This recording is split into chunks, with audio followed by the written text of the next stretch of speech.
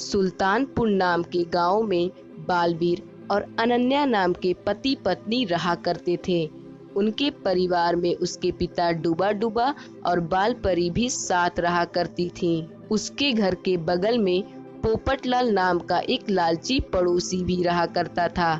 उसकी नजर बालवीर की दौलत पर थी। दरअसल पोपटलाल चाहता था कि किसी तरह बालवीर की मौत हो जाए और मैं अनन्या से शादी कर कर उस घर का वारिस बन जाऊं। सब कुछ ठीक चल रहा था कि एक दिन सुबह सुबह पोपटलाल बालवीर के घर आता है और कहता है, अरे बालवीर भाई, कब तक घर में ही नहाने का आनंद लोगे? चलो ना, आज गांव के पीछे वाले नदी में नहाने चलते हैं। अरे पोपट भैया, वो सब तो ठीक है, पर नदी और तालाब में नहाने के लिए तैरना तो आना चाहिए ना। और आपको पता है कि मुझे बिल्कुल भी तैरना नहीं आता। क्या बालवीर, तुम भी? अरे मैं किस दिन काम आऊंगा, तुम चलो तो सही। इसके बाद वहाँ पे अनन्या आ जाती है। क्या हुआ बालवीर, कहाँ जाने की बातें हो रही हैं? मुझे भी बताओ। अनन्या, हम लोग नदी में नहाने जा रहे हैं, कुछ ही देर में वापस आ जाएंगे, तुम पिताजी को बता देना। इसके बाद बालवीर और पोपटलाल वहां से नदी की तरफ चले जाते हैं।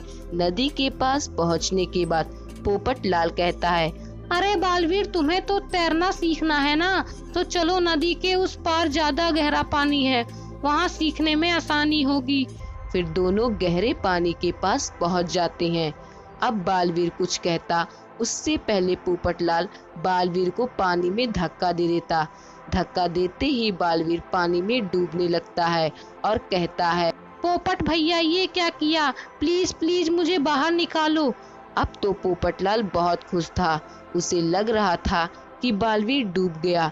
वह जल्दी से अनन्या के घर जाता है और वह कहता है, अनन्या, नदी में बालवीर का पैर फिसला और वह डूब गया। मैंने उसे बचाने की बहुत कोशिश की, पर उसे बचा नहीं पाया। हे भगवान, कुछ सुना आपने? इसके बाद सभी लोग रोने लगते हैं। अब अनन्या एक विधवा की जिंदगी जी रही थी।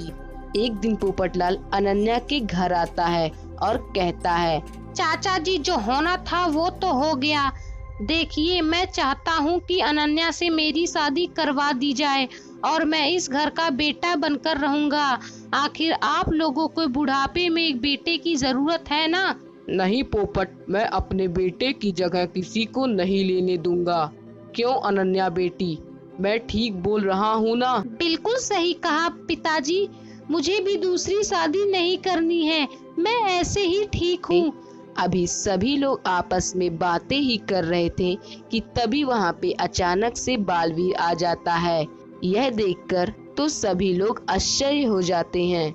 फिर सभी लोग गले मिलते हैं और रोने लगते हैं। कहाँ चला गया था बेटा, हम सबको छोड़कर? अरे हमारे बुढ़ापे का लाठी है तू। अब तो पोपटलाल मन ही मन डर रहा था, मानो उसे किसी सांप ने सूंघ लिया है। फिर बालवीर सारी बात बताता है और कहता है कि मुझे भगवान ने बचा लिया।